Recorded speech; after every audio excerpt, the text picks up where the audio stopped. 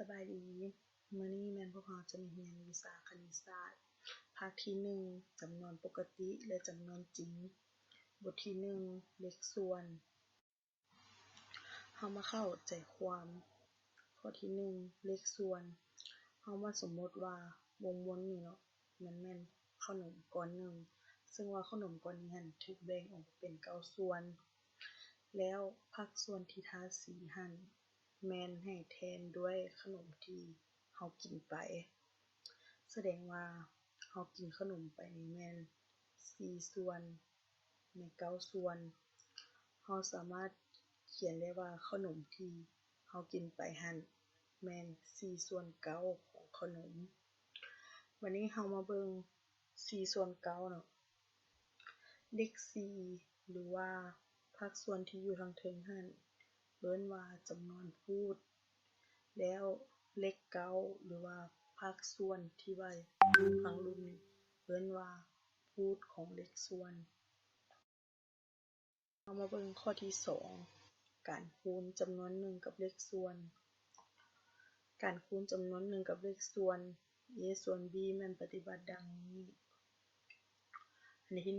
1คูณจำนวนนั้นกับ a แล้วหารให้ b หรือเอาจำนวนนั้นหารให้ b แล้วคูณกับ a จะมีอยู่2กรณีก็คืออันที่1ก็คือคูณจำนวนนั้นกับ a แล้วหารให้ b หรือว่าเอาจำนวนนั้นหารให้ b แล้วคูณกับ a เอามาเบิ่งตัวอย่างที่200คูณ4ส่วน5เท่ากับในกรณีนี้เนาะแม่นเฮาคูณก่อนแล้วจึงหารก็คือเอา200มาคูณให้4ส่วนแล้วจึงส่วนให้5ก็จะเท่ากับ800ส่วน5เท่ากับ160หรือเฮามาเฮ็ดกรณีที่2ก็คือหารก่อนแล้วจึงคูณก็เอา200หารให้5คูณให้4ก็จะเท่ากับ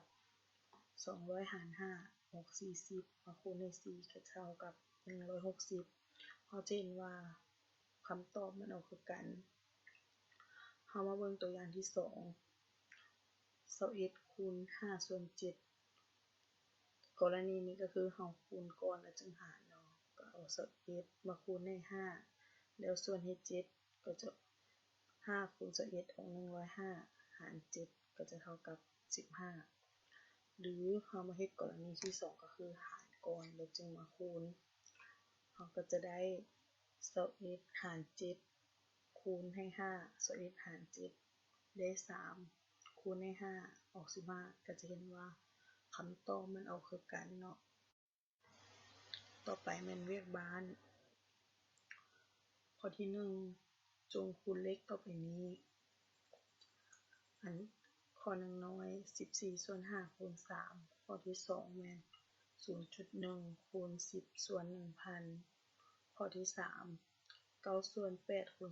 25ข้อที่4 150คูณ7ส่วน6ข้อที่5 71คูณ3ส่วน4และข้อที่6 2.3 คูณ5ส่วน4ข้อที่2ในรูปลุ่มนี้จงแสดงเลขส่วนที่กงกับภาคส่วนที่ทาสี